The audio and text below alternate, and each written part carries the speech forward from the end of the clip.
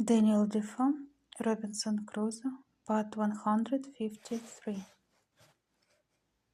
Friday following close at my heels, I marched till I came to the skirts of the wood on the side which was next to them. Only that one corner of the wood lay between me and them. Here I called softly to Friday, and showing him a great tree which was just at the corner of the wood, I bade him go to the tree and bring me word if he could see there plainly what they were doing.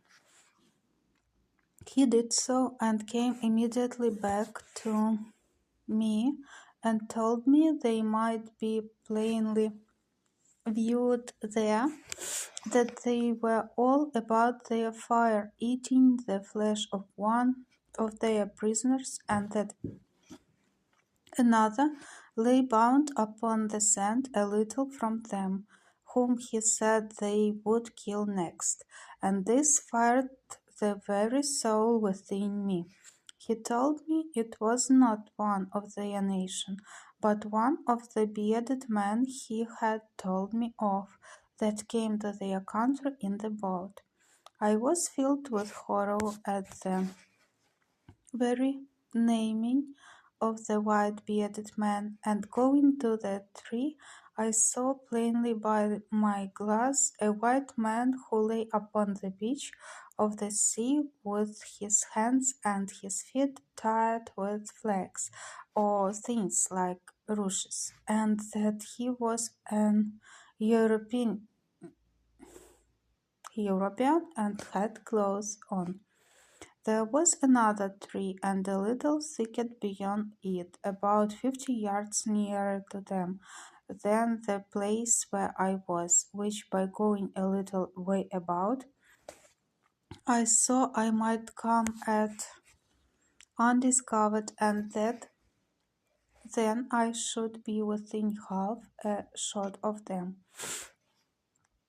So I whistled my passion, though I was indeed enraged to the highest degree, and going back about 20 paces, I got behind some bushes which held all the way till I came to the other tree, and then came to a little rising ground, which gave me a full view of them at a distance of about 80 yards.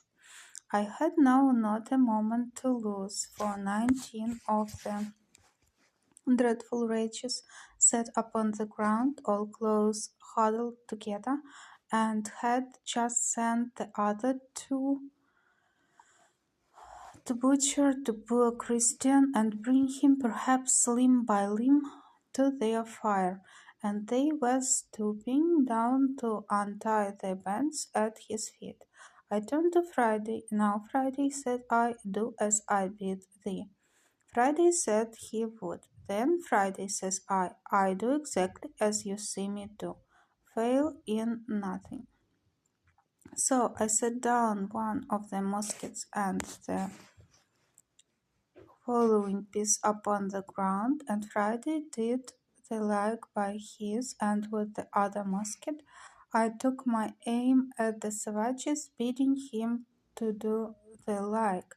Then asking him if he was ready, he said yes.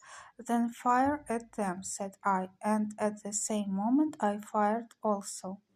Friday took his aim so much better than I, that on the side that he shot, he killed 2 of them and wounded 3 more, and on my side I killed 1 and wounded 2.